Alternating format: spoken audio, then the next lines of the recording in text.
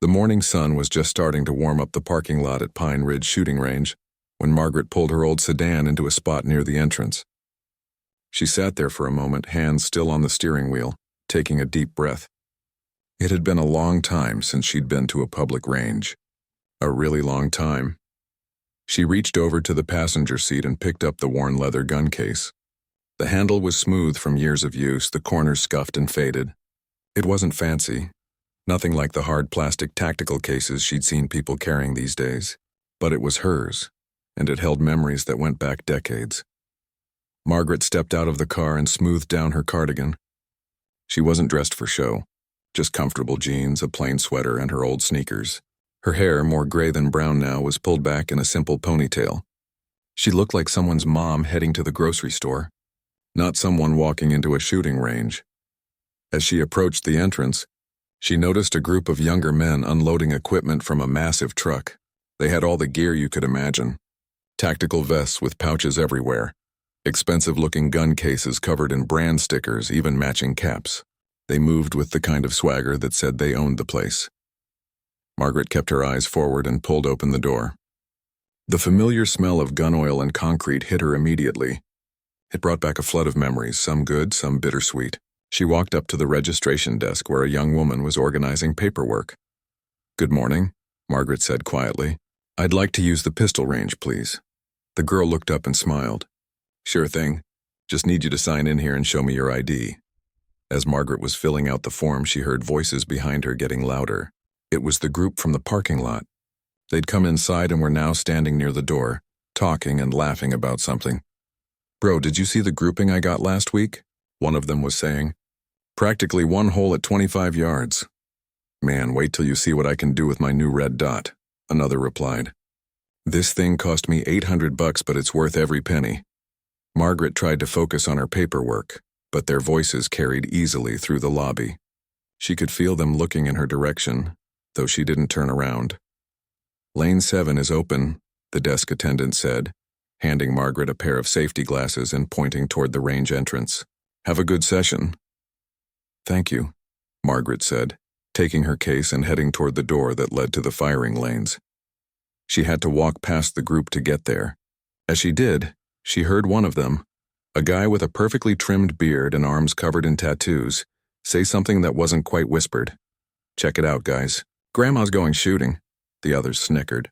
Margaret felt her cheeks warm, but she kept walking. She'd dealt with worse in her life. Much worse. "Hey, ma'am," another one called out, his voice dripping with fake concern. "You know where you're going?" "The archery range is next door if you're looking for something a bit easier." More laughter. Margaret pushed through the door to the range without responding. Her hands were shaking slightly, not from fear, but from something else, something that felt like old fire trying to reignite. The range was fairly quiet. A couple of people were shooting at the far end, but most of the lanes were empty. Margaret found lane 7 and set her case down on the bench. She took another deep breath, trying to center herself. This wasn't why she'd come. She'd come to remember, to feel close to someone she'd lost. But before she could even open her case, the door burst open behind her. It was the group. Of course it was. They were assigned to lanes 5 and 6, right next to hers. The bearded guy who seemed to be their leader walked past her lane, glanced at her worn case, and smirked. "Nice case," he said to his friends, loud enough for everyone to hear. "Vintage. Probably older than my dad. Think she knows how to open it?" Another one joked, setting down a case that probably cost more than Margaret's car payment. They were setting up now, pulling out firearms that looked like they belonged in an action movie. All black metal, custom grips, laser sights, extended magazines. Everything had a brand name attached to it. Everything looked like it cost a fortune. Margaret unzipped her case slowly. Inside, nestled in faded green foam, was her pistol. An old M1911 standard issue, nothing fancy about it. The bluing was worn in places from years of handling. The grips were simple wood, smooth and dark with age. But it was clean, meticulously maintained. Every part functioning exactly as it should. She lifted it out carefully, her fingers automatically finding their familiar positions. The weight felt good in her hand. Comfortable, like greeting an old friend after too long apart. "Oh man," she heard from the next lane. "Is that a 1911? What is she, stuck in World War II? Probably found it in her husband's closet and thought she'd give it a try." the bearded one said.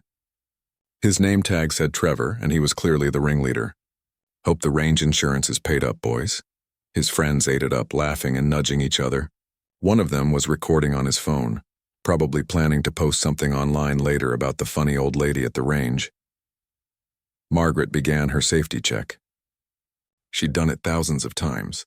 It was automatic, muscle memory. She dropped the magazine, checked the chamber, inspected the barrel.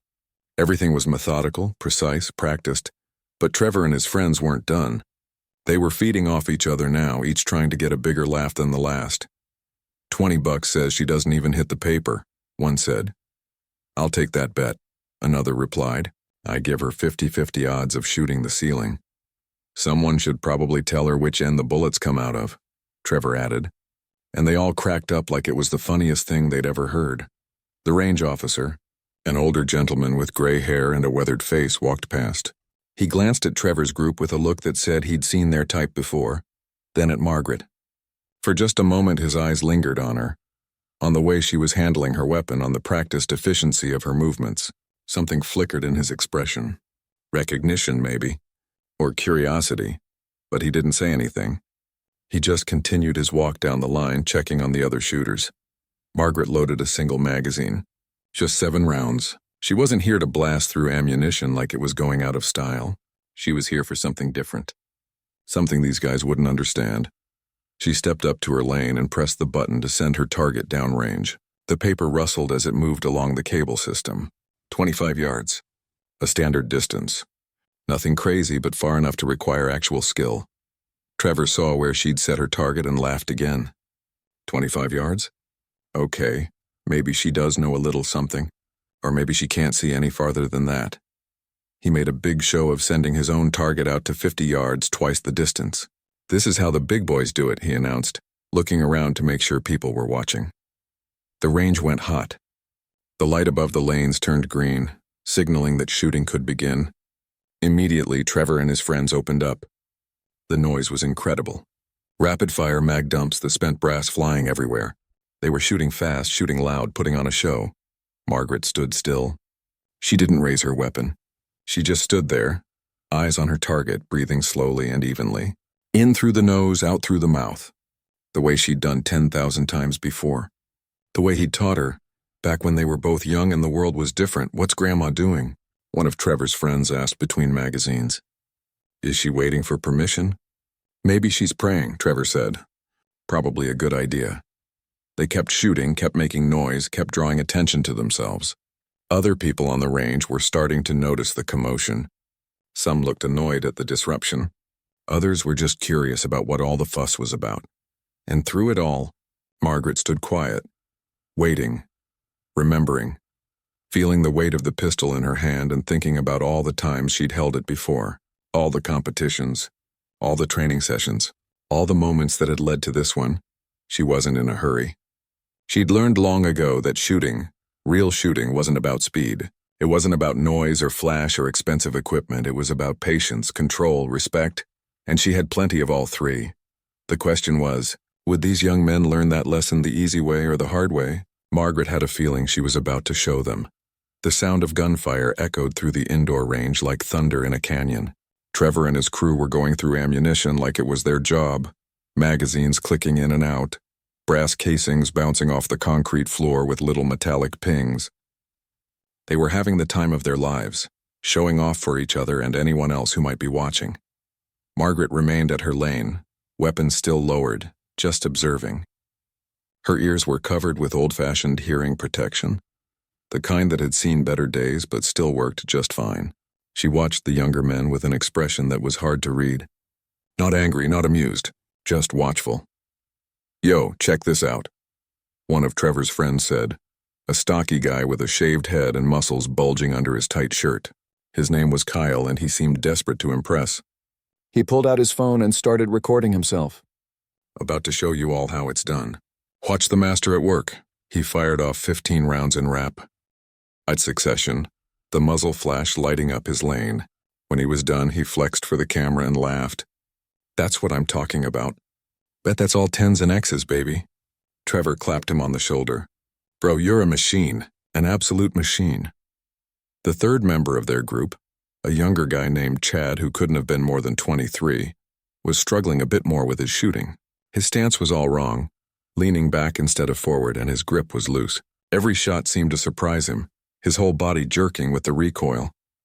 "You gotta get tighter with it, man," Trevor said, demonstrating with his own weapon. "Lock your wrists, lean into it. Like this." Chad tried again, but it wasn't much better. Still, Trevor and Kyle praised him anyway. "There you go, man. You're getting it. By the end of today, you'll be shooting like a pro." Margaret watched this exchange with interest. The boy was trying hard, but nobody was actually teaching him properly. They were just encouraging bad habits, letting him think he was doing better than he was.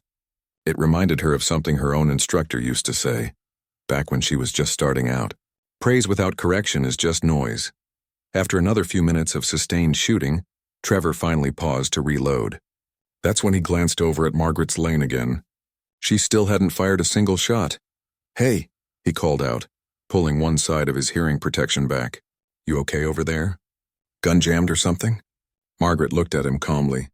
"No, it's fine. You know you actually have to pull the trigger for the gun to work, right?" He grinned at his own joke, and his friends laughed on cue. "I know," Margaret said simply. "Then what are you waiting for? An invitation? The range is hot, send it." Margaret didn't respond. She just turned back to face her target, that paper silhouette hanging there at 25 yards, completely untouched, clean, waiting. Trevor shook his head and muttered something to Kyle that made them both chuckle. Then they went back to their shooting. More rapid fire, more noise, more brass flying everywhere. The range officer walked by again. Frank, according to his name tag. He'd been working ranges for 30 years, and he'd seen every type of shooter there was. The show-offs, the quiet professionals, the dangerous beginners, the humble experts. You learned to read people when you spent that much time around firearms. He paused near Margaret's lane, pretending to check something on his clipboard, but really he was watching her. The way she stood. The way she held her weapon when she thought no one was paying attention. The slight adjustments she made to her stance, so subtle that most people wouldn't even notice. The way her eyes tracked the target, calculating, measuring. Frank had seen that look before. Long time ago, and suddenly something clicked in his memory. But he wasn't sure, couldn't be certain. So he just kept walking, making his rounds, but his mind was working on the puzzle. 20 minutes passed. Trevor and his friends had gone through several hundred rounds between them. The air was thick with the smell of gunpowder, and their lane area was littered with empty magazines and spent casings. They were taking a break now, drinking energy drinks and looking at their phones. "Dude, I'm posting this on Instagram," Kyle said, scrolling through videos on his phone. "This grouping is insane." "Wait till we check the targets," Trevor replied. "I'm telling you, I was in the zone today.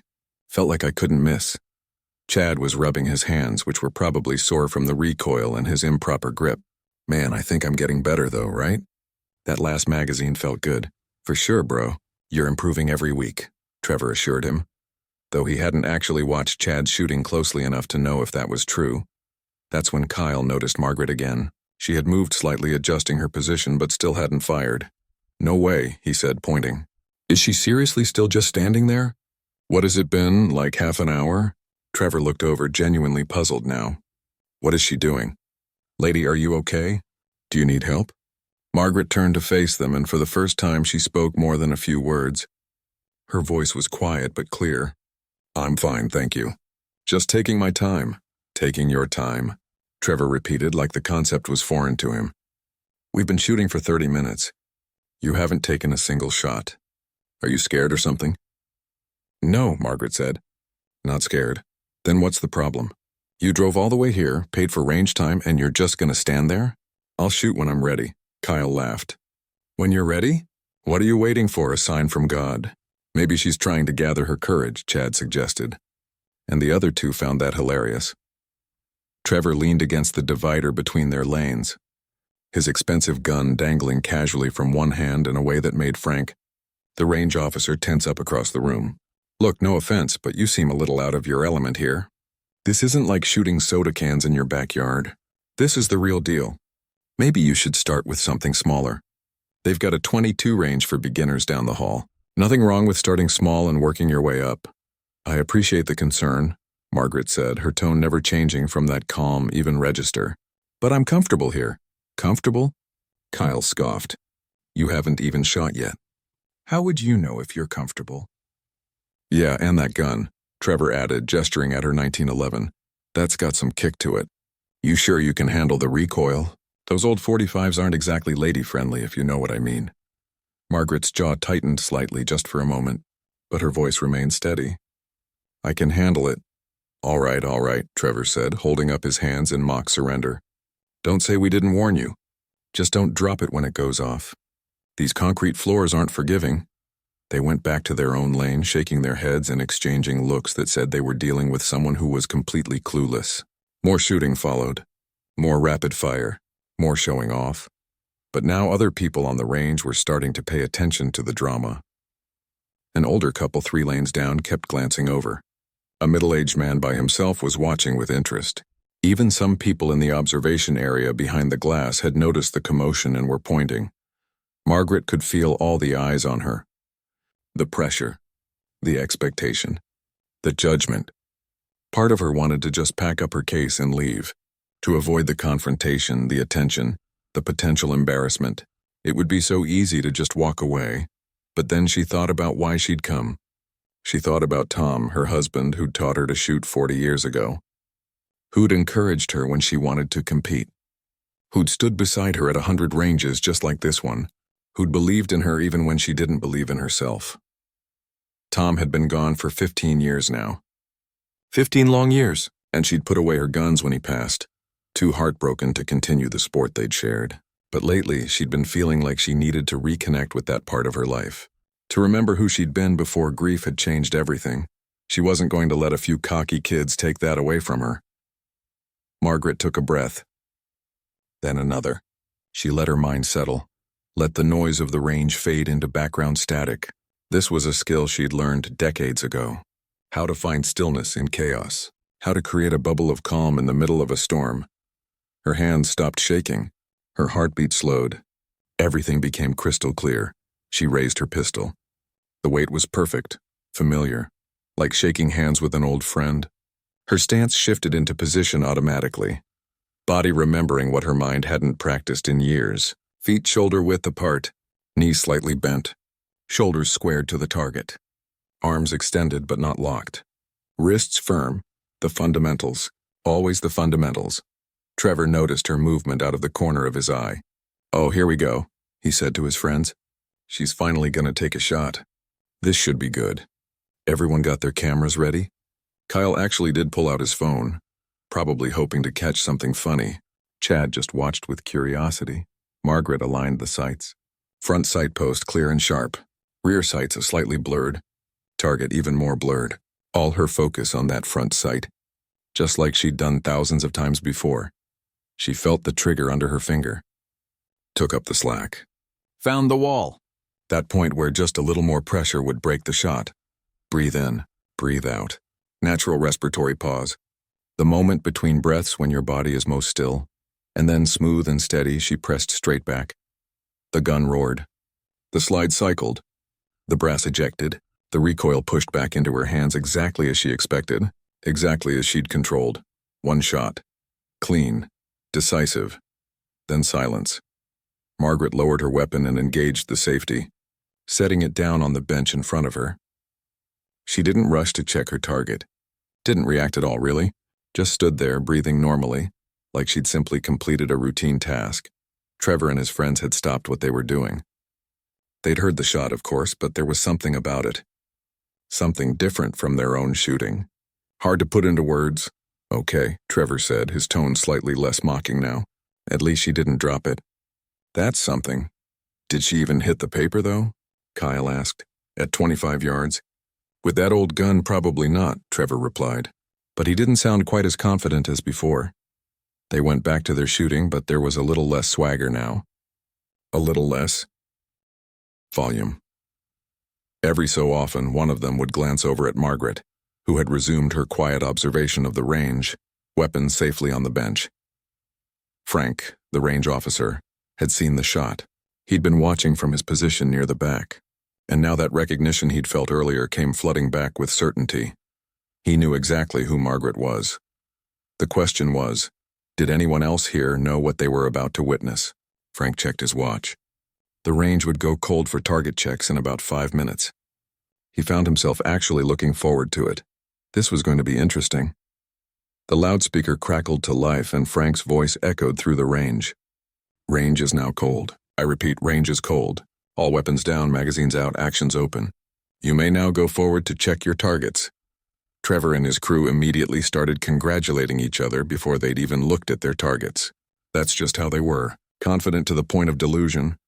Bro, I know I crushed it today, Trevor said, already walking toward his target at 50 yards. I was feeling every shot. Pure muscle memory. Kyle and Chad followed, equally pumped up. Other shooters on the range were also heading downrange, moving at various paces toward their paper targets. Margaret stayed back for a moment. She ejected her magazine, locked the slide back on her 1911 and set it down on the bench. Then, without any rush, she began walking toward her target at 25 yards. The concrete floor was scattered with brass casings that crunched under her sneakers. The smell of gunpowder was strong, almost overwhelming if you weren't used to it. But Margaret was used to it. She'd spent years in places like this, years that felt like a lifetime ago now.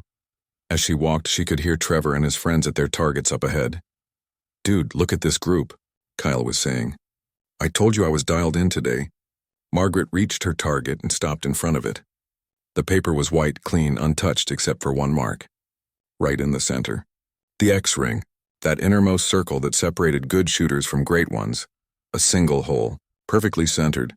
She stared at it for a moment and, despite everything, the corner of her mouth turned up just slightly. Muscle memory indeed. After 15 years, her body still remembered. Tom would have been proud. Not bad for an old gun, a voice said beside her. Margaret turned to see Frank, the range officer, standing there with his hands in his pockets. He was looking at her target with an expression that wasn't surprised exactly. More like confirmed suspicions. Thank you, Margaret said quietly. Frank stepped closer and squinted at the hole. That's not just not bad. That's exceptional. X-ring at 25 yards, single shot with iron sights. He paused. How long has it been? Margaret knew what he was asking. 15 years since I competed. Longer since I've been to a public range. Frank nodded slowly. You're Margaret Hayes, aren't you? She looked at him, genuinely surprised. You know who I am? I thought I recognized you when you came in, but I wasn't sure. You haven't changed as much as you might think. He smiled. I saw you shoot at the regional championships in RO8. You won the women's division by 30 points. I was competing in the men's division, didn't even place. I remember thinking that you shot better than half the men there, including me. Margaret felt her cheeks warm. That was a long time ago. Skill like that doesn't just disappear, Frank said. He glanced back toward where Trevor and his friends were still admiring their own targets. Those boys giving you trouble? Nothing I can't handle. I believe that. Frank looked back at her target. You planning to shoot more today? I was thinking about it. Good. I think some people here could learn a thing or two.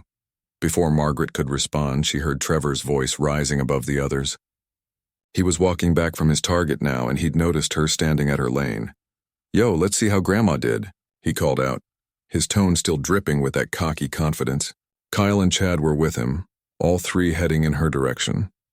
Frank gave Margaret a subtle nod and stepped back slightly, but he didn't leave. He wanted to see this. Trevor reached her lane and looked at the target. His eyes went to the center. He saw the hole, one hole, dead center. His expression didn't change immediately. It was like his brain needed a few seconds to process what he was seeing versus what he'd expected to see. Huh, he said finally. You actually hit it, nice. Kyle leaned in for a closer look. Wait, where's the rest of your shots? That's the only one I took, Margaret said simply. One shot? Chad asked, genuinely curious now. You only fired once? Yes, Trevor's eyes narrowed slightly. He was trying to figure out if he was being messed with. So you stood there for like 40 minutes and took one shot? I was taking my time, like I said. One shot, Trevor repeated, looking at the hole again. It really was perfectly centered. Even he could see that. Okay, not bad. Got lucky with your placement. X-ring on your first shot, that's pretty lucky. Lucky, Margaret repeated, not as a question, just acknowledging that he'd said it. Yeah, I mean, it's a good shot, don't get me wrong. But it's one shot. Could be a fluke. Trevor shrugged, trying to maintain his alpha status. Anybody can get lucky once. Consistency is what matters. That's what separates the casual shooters from the real deal. Frank couldn't help himself. That wasn't luck, son. Trevor turned to look at the range officer. What? That shot? That wasn't luck. That's years of training and practice. Dude, it's one shot, Kyle interjected. One shot doesn't mean anything. Frank smiled, that knowing smile of someone who's seen something the others haven't figured out yet. You boys know who you've been making fun of for the past hour? Trevor, Kyle, and Chad exchanged glances. Some random lady? Trevor said, though his tone was less certain now. This is Margaret Hayes, Frank said, and he said the name like it should mean something. Blank stares. She was one of the top competitive shooters in the region for over 15 years. Won multiple championships. Trained military and law enforcement personnel. She was an instructor at the Army Marksmanship Unit. The information landed like a bomb. Trevor's mouth actually opened slightly. Kyle's smirk disappeared completely. Chad just looked confused, trying to process this revelation. Wait, what? Trevor finally managed. Margaret felt uncomfortable with the attention. That was a long time ago. I'm retired. Retired from competition, maybe, Frank said. But shooting like that? He gestured at her target. That's not something you lose. That's in your bones. Other shooters had started gathering around now, curious about what was happening. The older couple from down the line, the middle-aged man. Even a few people from the observation area had come out. Word was spreading that something interesting was going down. Trevor was trying to recover his composure. Okay, so you used to compete. That's cool, I guess. But like I said, one shot is one shot. I could probably put one in the X-ring if I only took one shot and spent 40 minutes on it. Could you? Frank asked, not challenging. Just curious, yeah, probably, Trevor said. But he didn't sound quite as sure as he wanted to. Well, Frank said slowly, maybe Miss Hayes would be willing to demonstrate that it wasn't a fluke. If she's got time, of course. He looked at Margaret. Would you mind showing these gentlemen a bit more? No pressure, of course. Margaret hesitated. This wasn't why she'd come. She'd come to remember Tom, to feel close to something they'd shared, to have a quiet morning reconnecting with an old part of herself. But then she thought about the last hour. The comments, the mockery, the assumptions about who she was and what she could do based on how she looked, how she dressed, how old she was. Maybe some people needed to learn something today. And maybe she needed to remember something too, that she was more than just a grieving widow who'd packed away her life. That the woman who'd won those championships was still in there somewhere. I suppose I could shoot a few more, Margaret said quietly. Awesome, Frank said with genuine enthusiasm. How about we make it interesting? Nothing serious, just a friendly demonstration. Trevor's competitive nature kicked in despite his growing unease. What kind of demonstration? How about 5 shots at 25 yards? We'll see what kind of group everyone can manage. I'm down, Trevor said quickly, probably feeling like he needed to prove something now. Kyle, Chad, you in? Sure, Kyle said, though he seemed less enthusiastic than before. I'll give it a shot, Chad said, probably just happy to be included. Frank looked around at the growing crowd. Anyone else want to participate? Just for fun? A few other shooters raised their hands. The middle-aged man from Lane 8, a younger woman who'd been shooting by herself. This was turning into an impromptu clinic and people were interested. All right then, Frank said. Let's make it official. 5 shots, 25 yards, we'll see who can get the tightest group. Ms. Hayes, would you be willing to show everyone proper technique? Margaret felt all the eyes on her. This was a lot more public than she'd intended. But there was no backing out now without looking like she'd been bluffing. I can do that, she said. They all headed back to their lanes. Trevor and his friends were huddled together, talking in low voices. Probably trying to figure out how they'd misjudged the situation so badly. The other participants were checking their weapons, getting ready. Margaret returned to Lane 7 and picked up her 1911. She loaded 5 rounds into her magazine and inserted it into the gun, then chambered a round. The actions were smooth, practiced, automatic. Frank got on the loudspeaker again. All right, everyone, we're going to do a little demonstration here. Range is going hot. Please make your weapons ready. Margaret stepped up to her firing line. She could feel her heart beating, but it wasn't from nervousness. It was anticipation. Excitement, even. How long had it been since she'd felt like this? She thought about Tom, about all those mornings at the range together, the way he'd stand behind her and watch her shoot, never offering advice unless she asked for it, the way he'd smile when she'd nail a perfect group, the way he'd believed in her completely. For Tom, she whispered, too quiet for anyone to hear. Then she raised her weapon and began to shoot.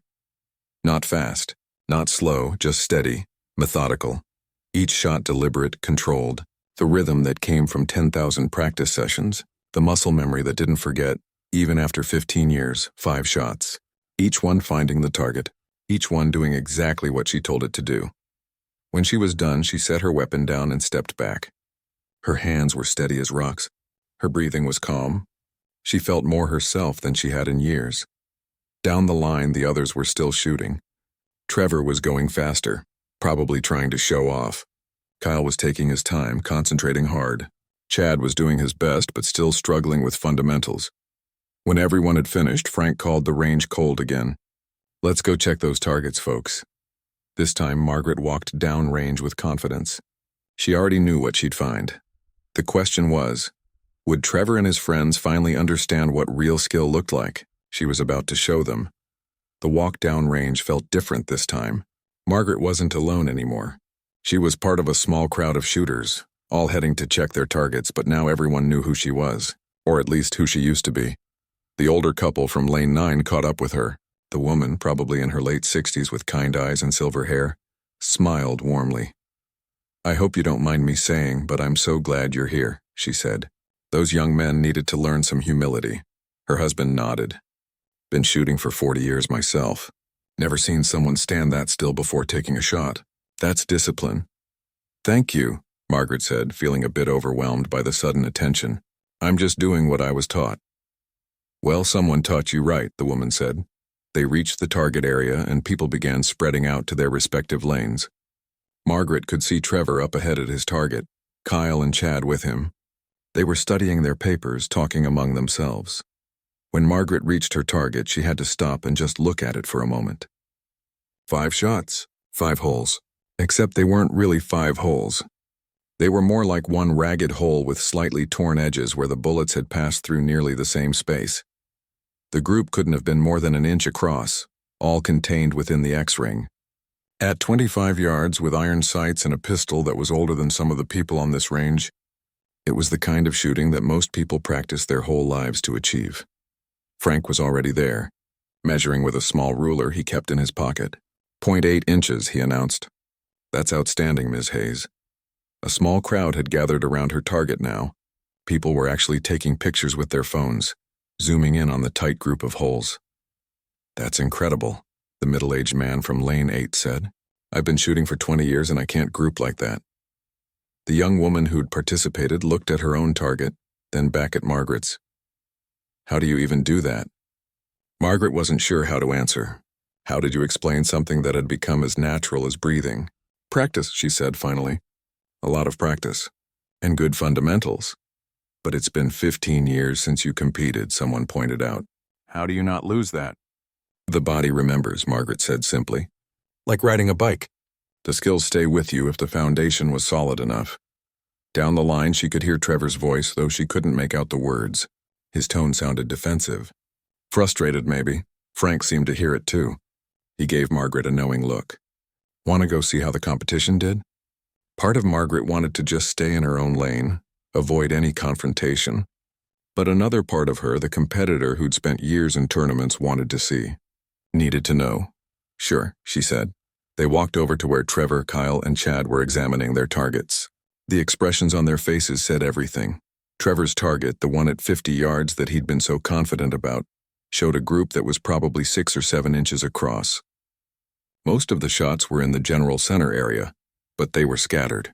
A couple had drifted into the 8 ring and one was barely on the paper's scoring area. It wasn't terrible shooting by any means. For a casual range day, it was fine, but it wasn't the tight professional grouping that Trevor had been bragging about. Kyle's target at 25 yards was better, maybe 4 inches across, but still nowhere near what Margaret had achieved. And Chad's, Well, Chad's shots were all over the place. A few in the center, a couple way off to the side, one that had completely missed the silhouette target. Not bad, Frank said diplomatically, looking at Trevor's target. 50 yards is a challenging distance. Yeah, Trevor said flatly. He wasn't making eye contact with anyone now. His whole swagger from earlier had evaporated like morning dew. Kyle was staring at his own target with a frown. I thought I was doing better than this. You were shooting pretty fast, Frank observed. Speed and accuracy are always a trade-off. Most people sacrifice one for the other. Can I see your target?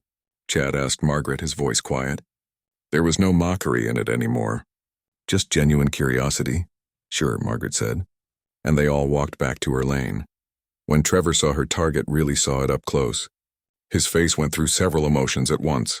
Disbelief, embarrassment, maybe even a little anger, though Margaret couldn't tell if it was directed at her or himself. That's impossible, he said finally. It's not impossible, Frank said. It's just very difficult. Requires years of training and discipline. But she's... Trevor stopped himself, probably realizing that whatever he was about to say would only make things worse. Old? Margaret offered, her tone neutral. Is that what you were going to say? Trevor's cheeks colored. I didn't mean... It's okay, Margaret said. I'm older, but age doesn't erase skill. It just changes how often you practice it. The crowd around them had grown. Pretty much everyone who'd been shooting had come over to see what was happening. Even some people from the lobby had wandered in. Frank, sensing an opportunity, spoke up. You know, Ms. Hayes, since we've got a crowd here, would you be willing to share some tips? I think everyone could benefit from your experience. Margaret felt her stomach tighten. Public speaking had never been her favorite thing. She was a doer, not a teacher. Well, she had been a teacher, technically, back in her army days, but that was different. That was professional instruction in a controlled environment. This was a bunch of strangers at a public range, including 3 young men who'd spent the morning mocking her. But then she looked at Chad, the youngest of Trevor's group. He was watching her with genuine interest, like he actually wanted to learn, and the young woman who'd participated in the demonstration was waiting hopefully. Even the older couple looked eager to hear what she might say. I suppose I could share a few things, Margaret said quietly. Frank smiled. Excellent. Why don't we move to the observation area? More room and everyone can hear. They filed into the observation area behind the safety glass. It was a small room with benches and a viewing window that looked out over the range.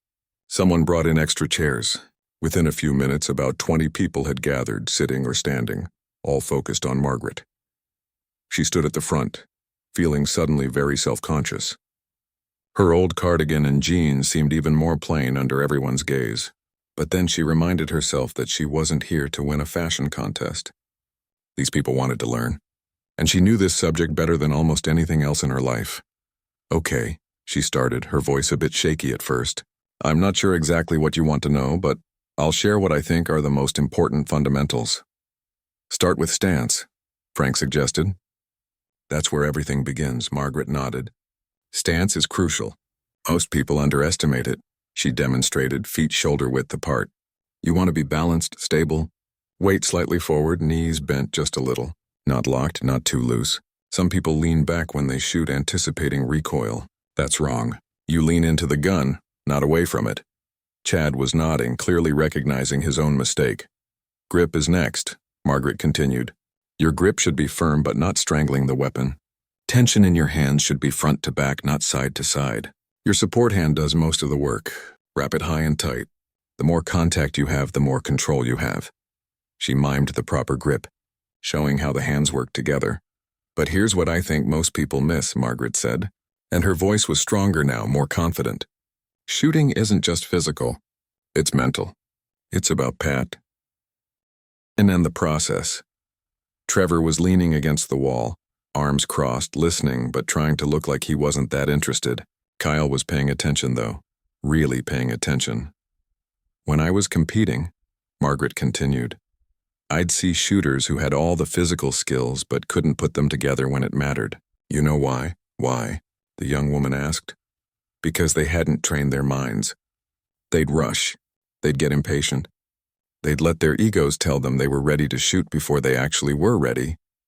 Margaret paused, looking around the room. Real shooting, precision shooting, is about knowing yourself well enough to recognize that perfect moment. When your breathing is right, when your mind is calm, when everything aligns. Is that why you stood there so long before your first shot? Someone asked. Partly, Margaret admitted. But also I was nervous. It had been 15 years. I wanted to make sure I remembered how it felt, how everything should come together. You didn't look nervous, Chad said. Good.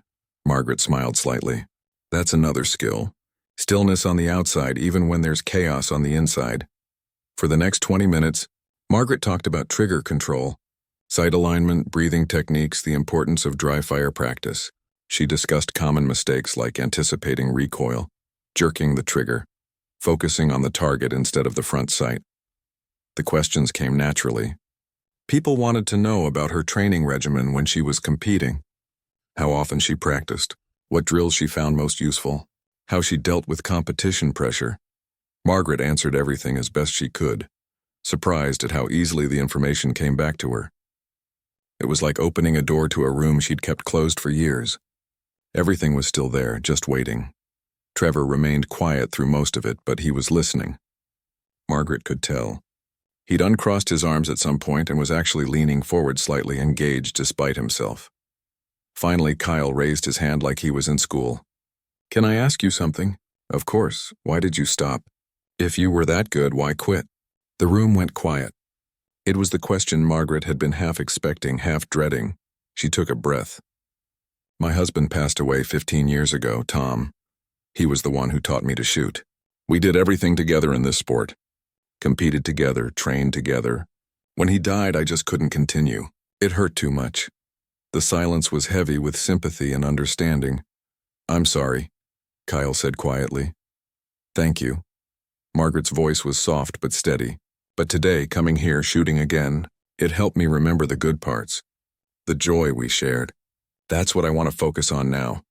Frank cleared his throat, his eyes a bit moist. Well, we're honored to have you back, Ms. Hayes. And I think I speak for everyone here when I say we'd love to have you around more often. Maybe even offering lessons if you're interested. Margaret hadn't thought that far ahead. I don't know about lessons. I'm pretty rusty. Rusty? Trevor spoke for the first time in a while. Everyone turned to look at him. He pushed off from the wall, his expression serious. Ma'am, with all respect, that wasn't rusty. That was probably the best shooting anyone in this room has ever seen in person. It was an admission, maybe even an apology in his own way. Margaret met his eyes. Thank you. No, Trevor said, and now he looked genuinely uncomfortable but determined to continue. I need to say something. I was a jerk earlier. We all were. He glanced at Kyle and Chad, who both nodded. We judged you based on how you looked, what you were wearing, your age. That was wrong. Really wrong. And I'm sorry.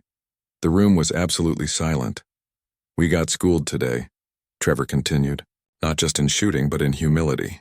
And honestly, I needed it. We all did. Kyle stepped forward too. He's right. We were acting like idiots.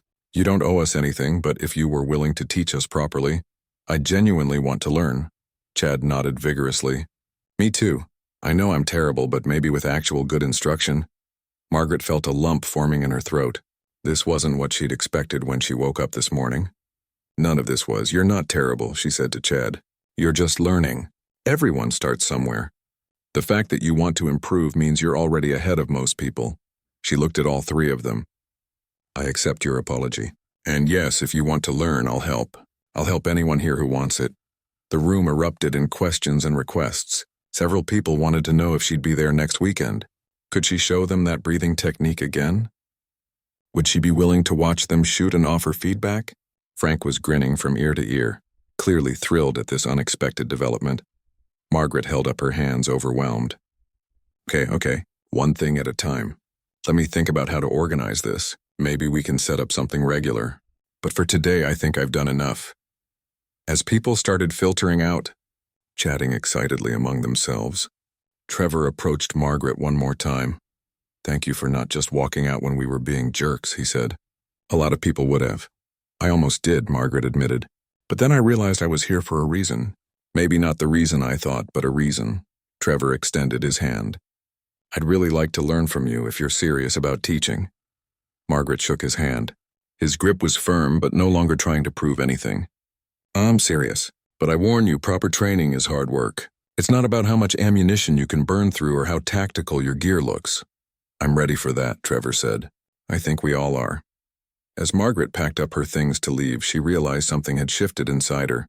That weight she'd been carrying for 15 years, that grief that had kept her locked away from this part of herself, it hadn't disappeared. It never would completely, but it had lightened. And for the first time in a long time, she was looking forward to tomorrow.